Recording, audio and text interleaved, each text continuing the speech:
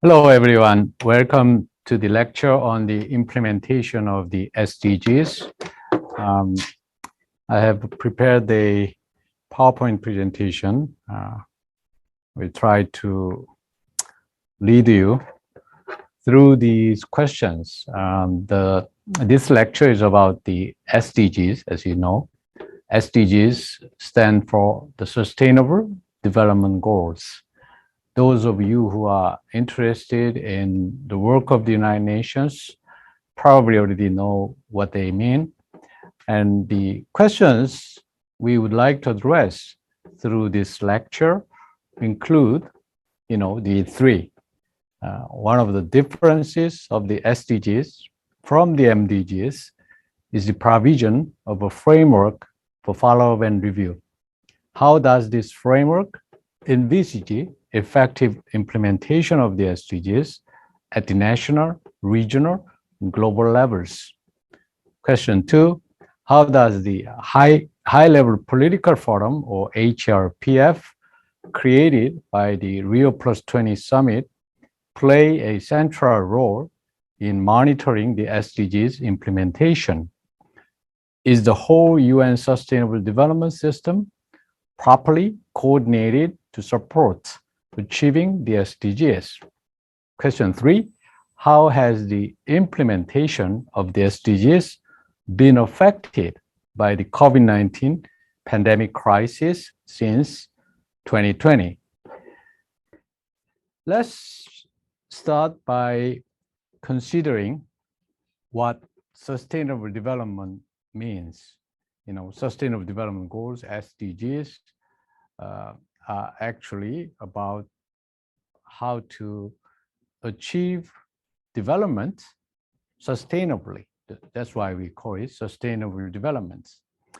The definition of sustainable development, as given by the Brundtland report many years ago in 1987, this definition is still very widely used and one of the best. The report was a result of the work of the Brundtland Committee. Brundtland was a former prime minister of Norway who led this committee. And this committee came out with a report that is called Our Common Future. And this report is defining sustainable development as development that meet the needs of the present without compromising the ability of future generations to meet their own needs. This is a very deep definition of sustainable development because it is talking about the present generation and also the future generations. So for our own generation, we need to achieve development, but we have to do that without undermining the ability of future generations to meet their own needs. There was an important summit meeting in 1992, almost exactly 20 years ago, actually 30 years ago, that was considered as the milestone in pursuing sustainable development, which was called Rio Earth Summit. It was a very big summit on environment and development. And the official title is the UN Conference on Environment and Development. At this important conference, the participants, the leaders of the world, agreed on the need to pursue sustainable development. And they agreed on a document called Agenda 21. And they also agreed on a new convention, treaty, which is called the UN Framework Convention on, or UNFCCC. So these days, you sometimes hear about the meetings called COP, C-O-P, COP, COP21, COP22. The recent COP meeting was COP26 that was held in Scotland. And COP actually means Conference of Parties. Conference of Parties to what? To UNFCCC. So UNFCCC was concluded at the Rio Earth Summit in 1992. And after that, every year, they meet in the parties to UNFCCC. So you can say that this process of COP meetings is the most important international efforts to address issues related to climate change and issues related to sustainable development. There was this Millennium Summit meeting in year 2000 at the change of the millennium in the United Nations. And this was very important in the sense that they agreed on what is called the Millennium Development Goals, MDGs. MDGs had 8 goals for developments that at that time they were not using the term sustainable development yet. They called it Millennium Development Goals, the 8 goals. And these 8 goals had a very overarching, very ambitious 5 goals plus 3 very specific goals. You know, you can notice that goal number 4, 5, 6 were very, very specific. They were about public health, like child mortality, maternal health, or fighting diseases like HIV/AIDS, and malaria. Other than these specific goals, the other 5 goals, for example, fighting poverty, hunger, and promoting education, gender equality, and sustainability, and also global partnership, all of them are very big overarching goals. But these 8 goals made a lot of contribution to the but as you can notice, there have been achievements and also limitations for limitations in contributing to development in the world. For example, you know, these 8 goals were, in a way, focusing on social development and economic and environmental dimensions. And also, it had a kind of overemphasis on ODA, ODA meaning official development assistance.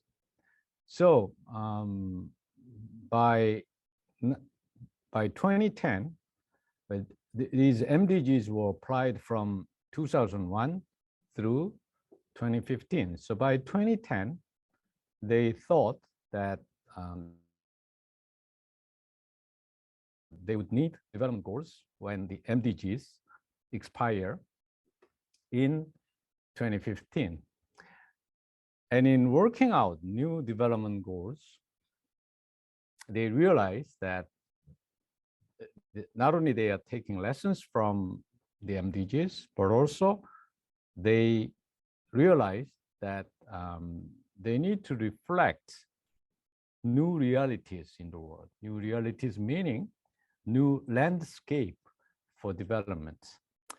What was most important in that regard was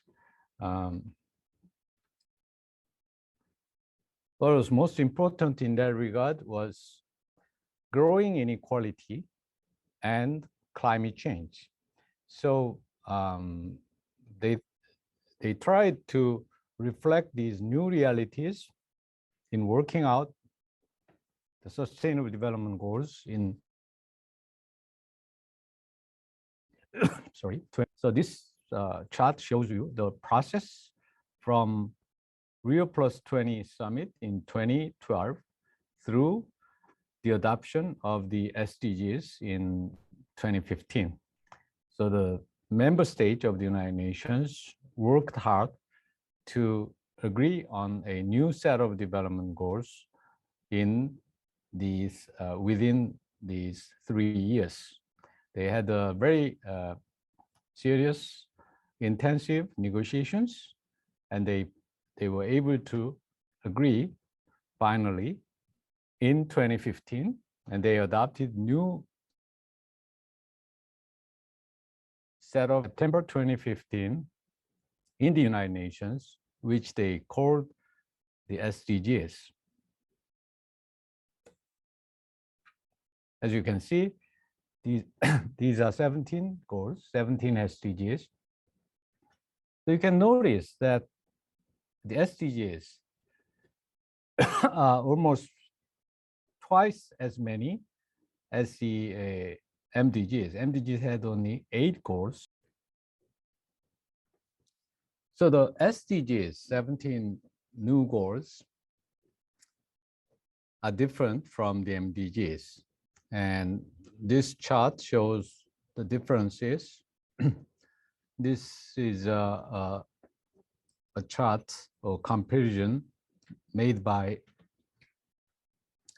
Mr. Jomo, who was Assistant Secretary General of the United Nations at that time. And as you can see, SDGs are more universal compared to MDGs, because MDGs are mostly for developing countries, whereas SDGs are for all countries. If we think about it, for example, SDG 10, reducing inequality, or SDG 13, climate action, these SDGs are more for developed countries than developing countries. SDG 1 and SDG 2, poverty, hunger, education, all of them, be able to say that all of them are more for developing countries, but some SDGs are more for developed countries. So whereas MDGs are mainly for developing countries, SDGs are for all countries. And of course, SDGs have much more number of goals compared to MDGs. And MDGs were drafted by the UN Secretariat. The Secretary General was Mr. Kofi Annan. So Mr. Kofi Annan asked some scholars to work out the MDGs, including Professor Jeffrey Sachs. But SDGs were negotiated by member states, and SDGs were agreed by member states, which means there were some give and takes, and also some, call it that way. MDGs did not have means of implementation or monitoring and follow-up specifically agreed. But SDGs had, SDGs covered all of this. So SDGs have means of implementation or global partnership as on the agreements. And also SDGs have follow and review process in advance. Because in the case of MDGs, the first review conference was held only 4 years after the actual adoption of MDGs. So they learned lesson from that. And this time around, for the SDGs, they thought they should have review and follow process, would start immediately after the adoption of the SDGs.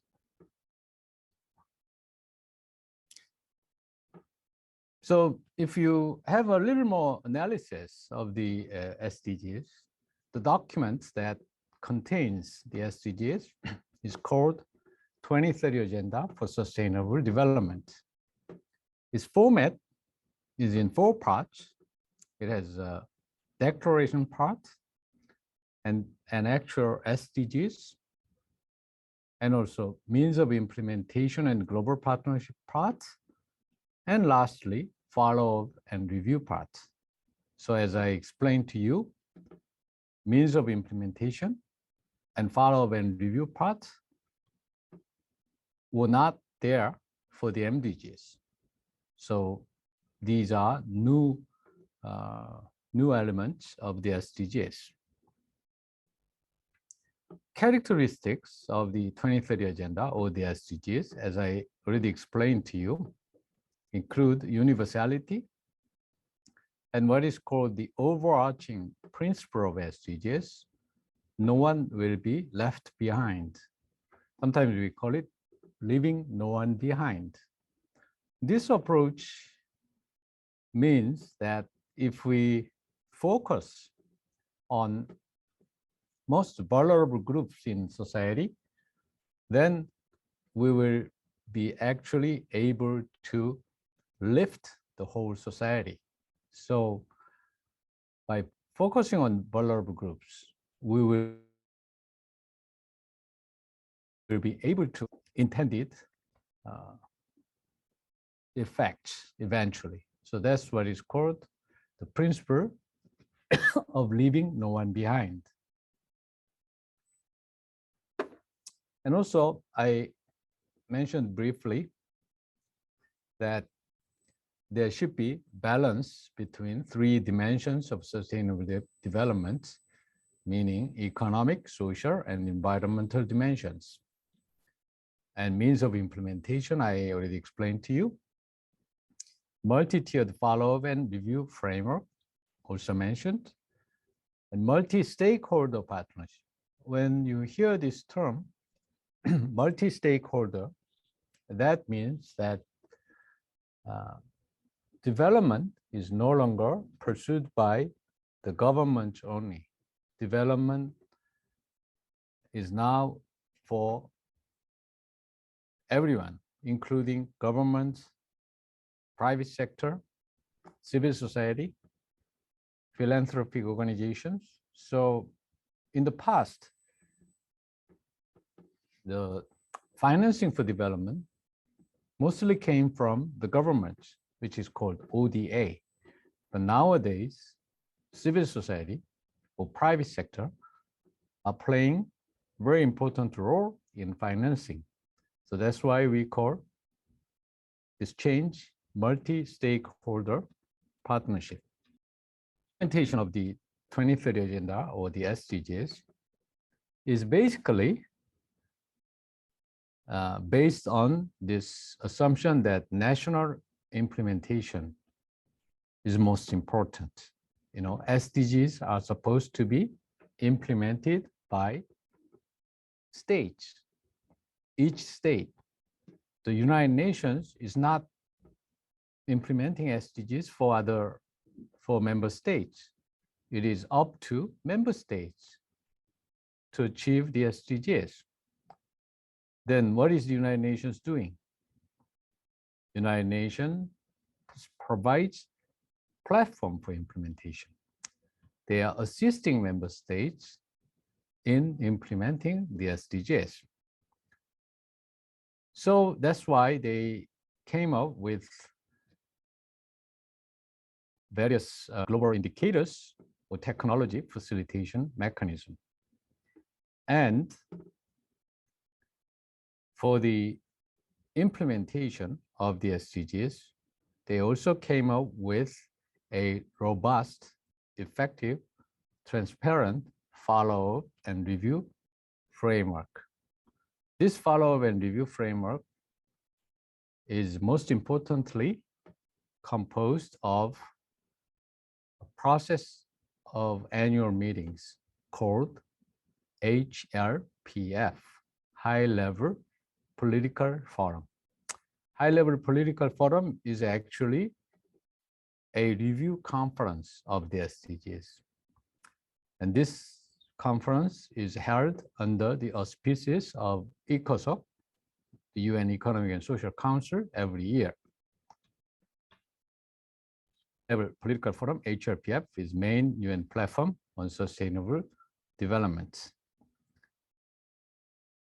HLPF, as I explained to you, is held every year under ECOSOC, but every 4 years, HLPF is held under the auspices of the General Assembly.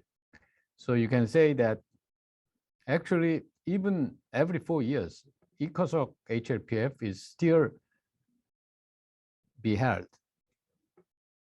But in that year, they have another HLPF at summit level held under the auspices of General Assembly. That's how it works.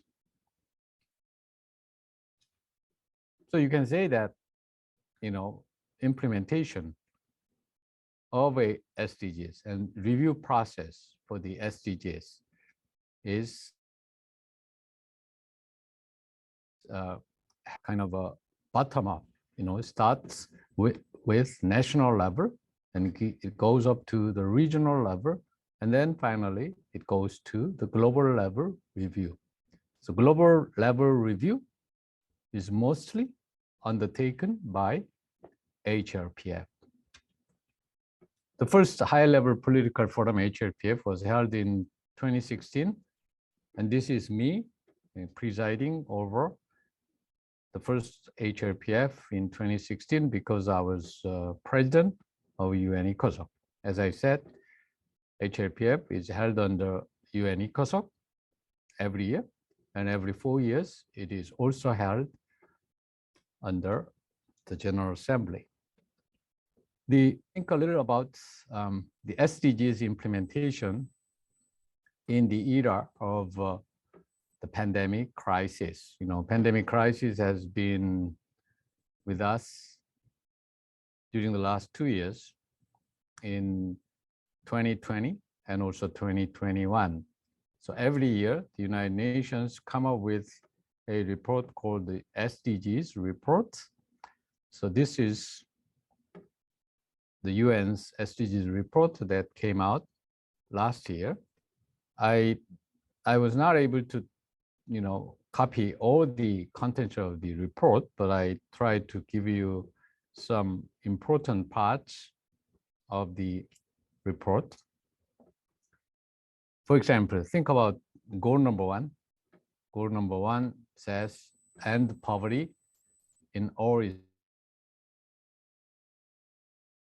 forms by 2030. This is very ambitious goal, actually, if you think about it. Can we really end poverty everywhere in all its forms by 2030? 2030 is only 8 years left. So probably not, but they agreed on this ambitious goal because even though we might not be achieve the goal in its entirety, still it is very important because it gives us a clear direction in which we undertake our efforts. But COVID-19 has a very negative impact on achieving this goal, for example, because for the first time in 20 years, actually, there is now growing poverty, especially when you in terms of extreme poverty. Extreme poverty is poverty below the level of $1.9 a day. It used to be $1 a day, but nowadays it's $1.9 a day. So if someone has to live with less than $1.9 a day, then you can say he or she is in extreme poverty. So we call this line, so people living below the poverty line before the pandemic crisis used to be a little over 700 million in the world. But now, as this report says, more than 100 million people have been added to extreme poverty because now there are more people who live below the poverty line, meaning less than $1.9 a day. So that is the first time in 20 years. Also, you think about goal number 4, education. A lot of schools have been closed because of the pandemic crisis, because of the quarantine measures. So students are now suffering from, lack of education. Students cannot take education in its don't go to school. In some countries, they have a reasonable level of e-education, remote education. But in many developing countries, they don't have enough facilities for remote education. So if they don't go to school, they are simply left out and they are simply lagging behind other students because of the pandemic crisis. So this chart shows that. Also, if we think about goal number 10, reducing inequality within and among countries, inequality is one of the biggest problems in today's world. And before the pandemic crisis, the United Nations have been making a lot of efforts to reduce inequality, which brought some success. But the 2 years of the pandemic crisis have almost wiped out all the gains we achieved in reducing inequality. So now inequality is growing again very fast. So last year's high-level political forum was held almost virtually. Actually, in 2020, HLPF was held virtually. So they were not able to attend the meeting. They attended the meeting virtually online.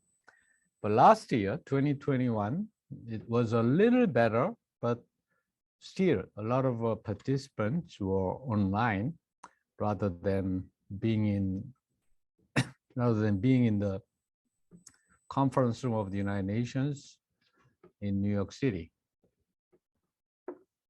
So this explains the overview of HLPF last year, which was held in July. Every year, they hold HLPF in July under the auspices of ECOSOC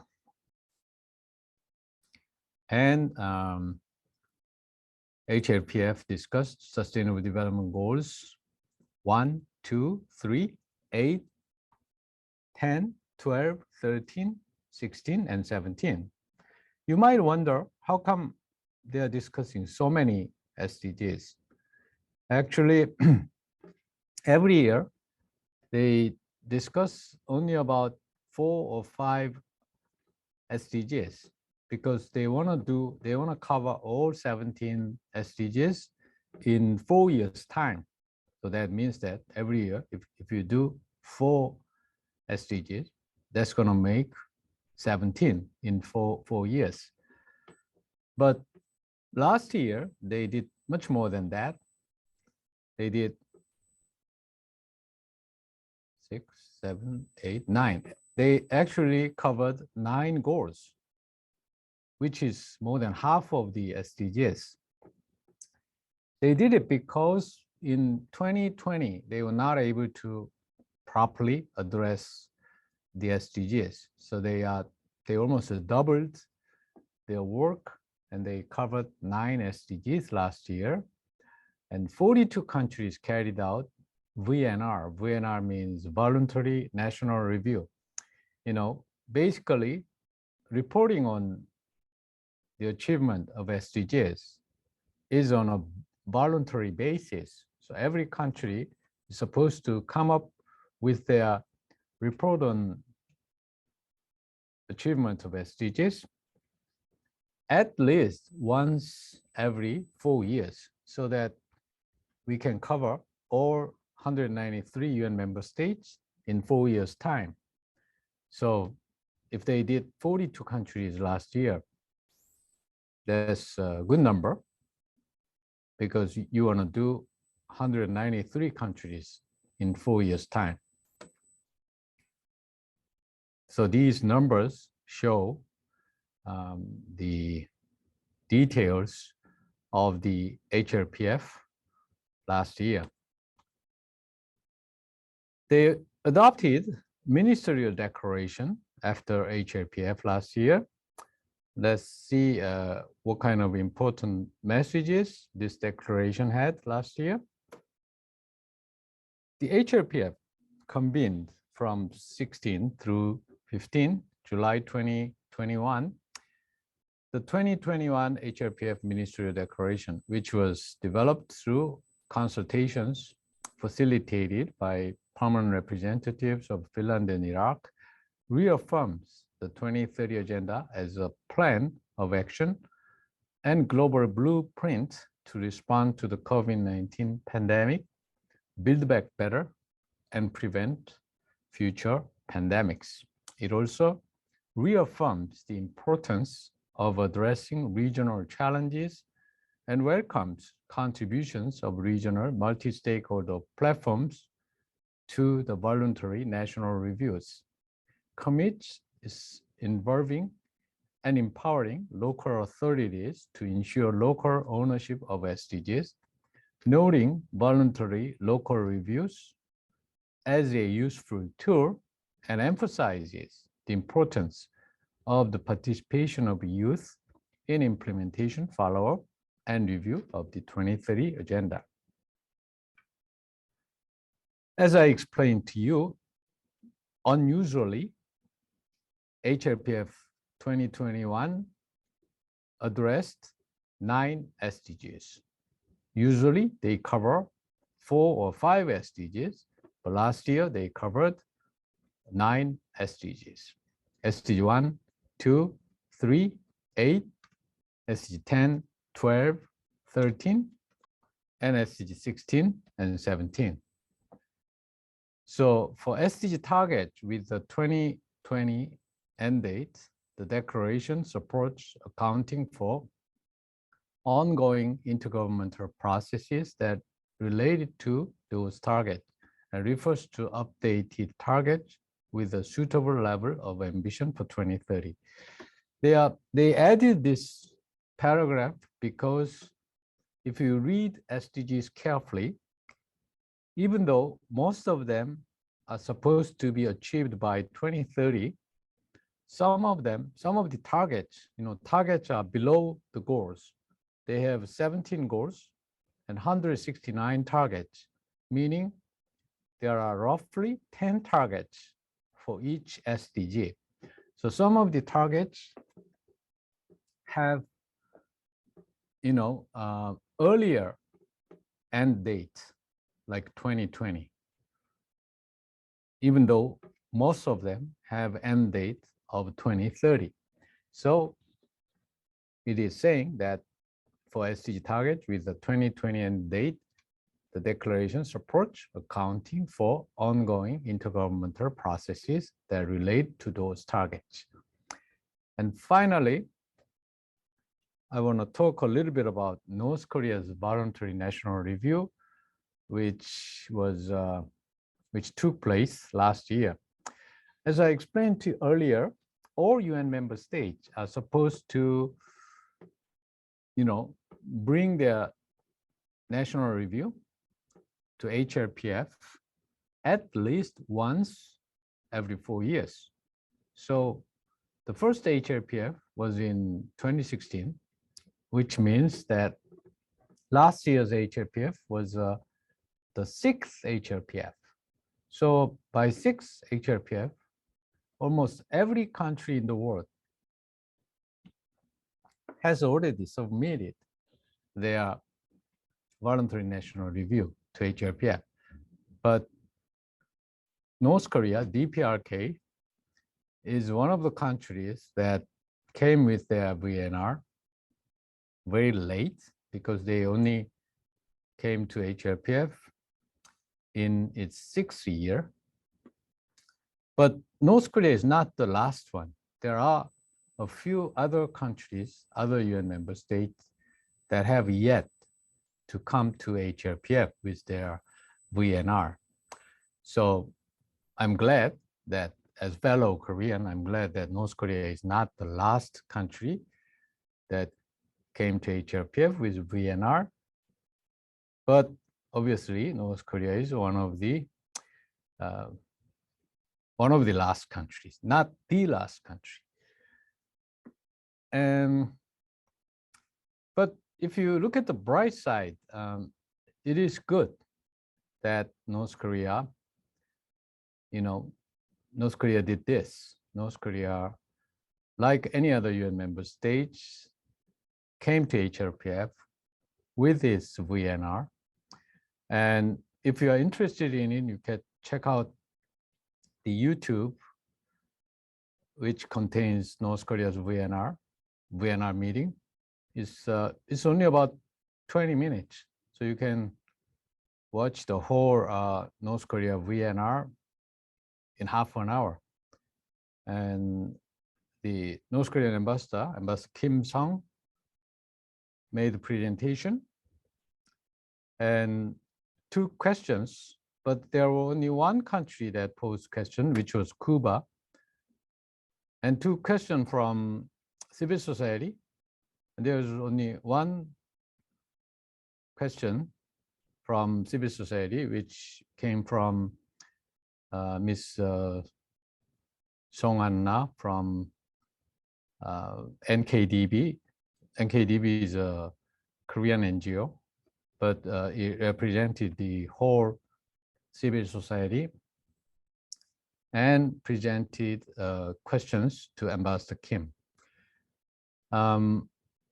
Ambassador Kim was a little bit, I think, avoiding questions from civil society. But if you look at the positive side of North Korean VNR, I think we can think about at least a few issues. First of all, North Korea admitted that they have a lot of difficulties in achieving SDGs. Usually, North Korea does not admit their difficulties. North Korea is usually saying that they are doing everything perfect and they are living in a paradise. But in this VNR, that was not what North Korea said. They said they are making efforts. They have a national task force for SDGs.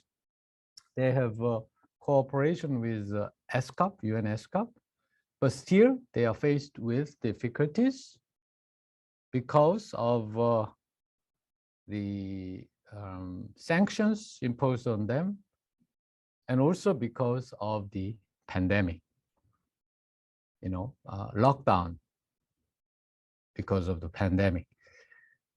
So I consider it positive because North Korea is admitting that they have difficulties and they are admitting the need to cooperate, work with other countries and international organizations in trying to achieve the SDGs. But that was a very short VNR, and even though there was some positive side, North Korean ambassador avoided questions from civil society. So there was some positive and some negative sides of North Korean VNR. So that is basically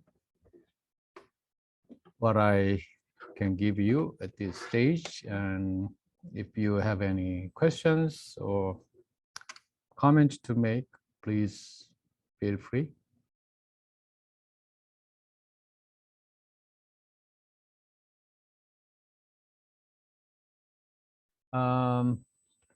Not actually, because as I explained to you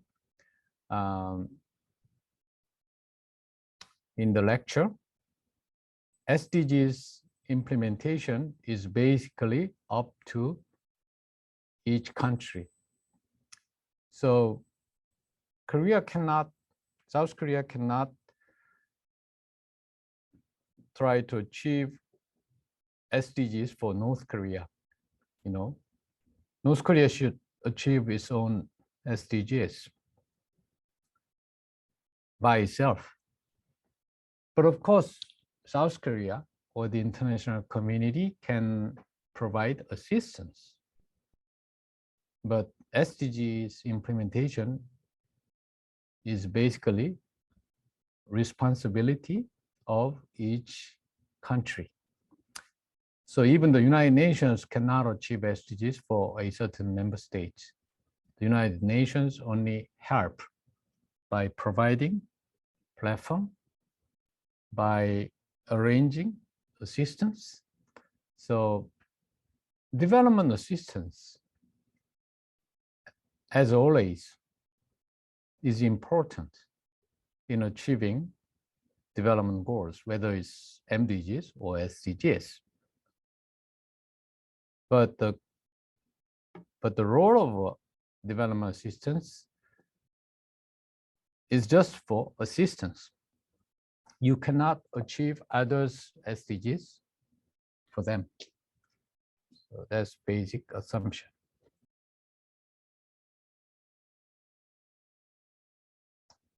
So because national review or review of SDGs implementation is voluntary, does it mean that if some country is reluctant to come to HLPF for their national review, then these countries can stay out forever without coming to the United Nations for SDGs review? In theory, that's right. These countries, these reluctant countries or these negative countries can stay like that. You cannot enforce a UN member state to come to the HLPF with their national review. Basically, it's voluntary. But in the international community, there is something called peer pressure. What is peer pressure? You are pressed by other countries. If you are a normal country, you should be able to do certain things. So no country is an island.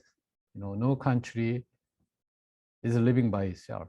So if a certain government is reluctant, and if a certain government is not doing much in achieving the SDGs, they might be able to stay out of the United Nations, but they cannot cheat their own people. Their people will eventually know that their government is not doing much. And then people will become very unhappy, will become very upset about their own government. So this kind of shaming process, this kind of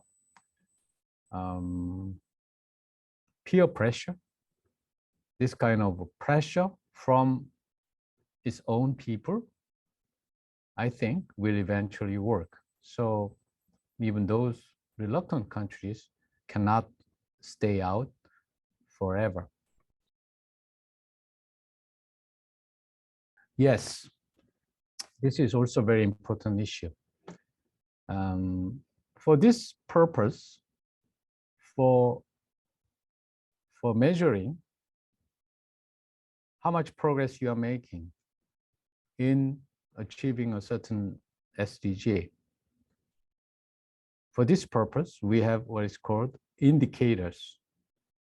As I explained to you earlier, there are 17 SDGs, 17 goals, 169 targets. So 17 goals and 169 targets are all agreed in 2015 when they agreed on the 2030 Agenda for Sustainable Development. That agreement already included 17 SDGs and 169 targets. But to measure how much progress a certain country is making, these goals and targets are not enough. You need more specific, more concrete tools for measurement, which is called indicators or global indicators. There are about 230 or 240 indicators. I'm saying about because the number of indicators changes.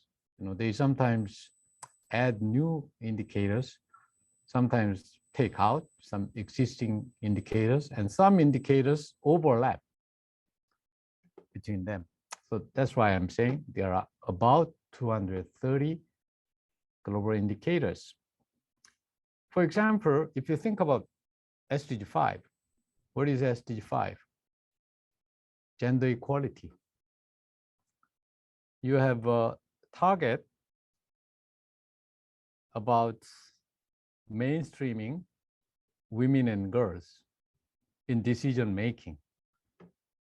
So if you want to mainstream women and girls in decision making, you need to have more decision makers like your president, prime minister, members of parliament who are female.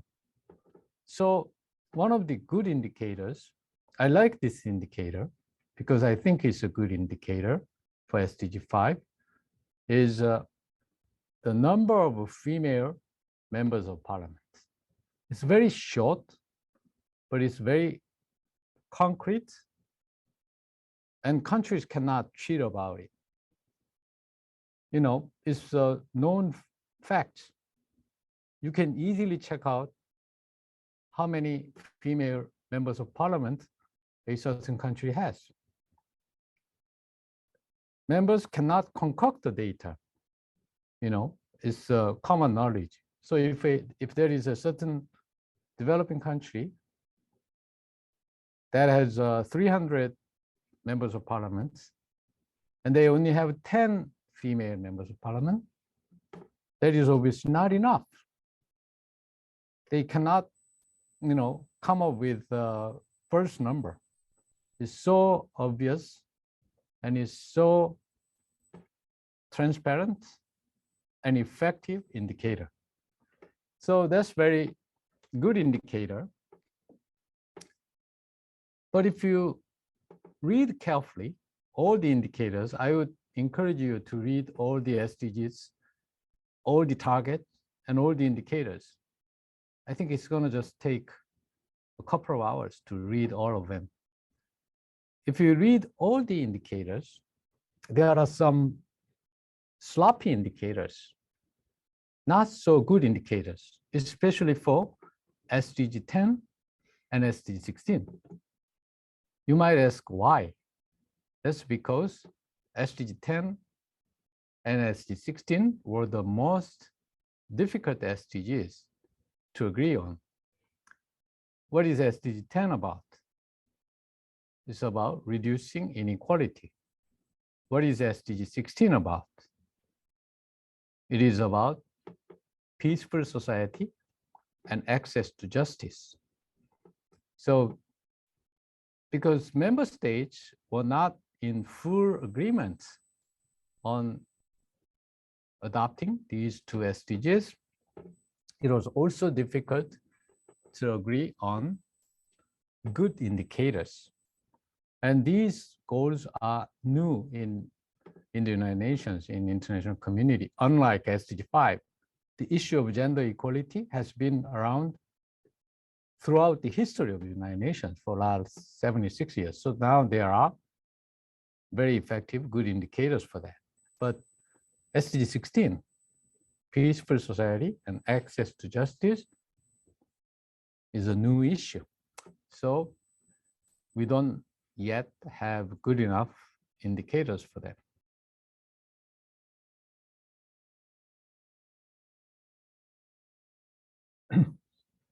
Well, actually, if the international sanctions on North Korea are lifted, it would probably help North Korea in achieving the SDGs, that's for sure. And also the special rapporteur on North Korea human rights, he also said that, because of the sanctions, some North Korean people have a lot of difficulty in terms of their livelihood, and sanctions need to be softened or lifted. So obviously, international sanctions on North Korea are making people's life more difficult, that's for sure. But if you just think about sustainable development and human rights, you might be able to say that. But sanctions are in place because of North Korea's nuclear weapons development. So for the purpose of resolving the North Korean nuclear issue, they need sanctions. Because if we do not have sanctions, sanctions are peaceful because they impose economic sanctions without using force. So if there were no sanctions, how can you induce North Korea to give up their nuclear weapons? There's no way. If they cannot induce North Korea to give up their nuclear weapons, then you need to restore strategic balance some other ways. For example, allowing South Korea and Japan to be armed with nuclear weapons, which is even more undesirable. Then that will proliferate nuclear weapons. So this one has nuclear weapons. So this country's enemies will also need to have nuclear weapons. And another one has nuclear weapons. And that country's enemies also have to have nuclear weapons, which is called proliferation. So it's a very difficult issue. If you allow nuclear proliferation, the whole world would become a more dangerous place to live in. So even though the current international sanctions are undermining livelihood of North Korean people, if you think about the purpose of the sanctions, there's not much of choice.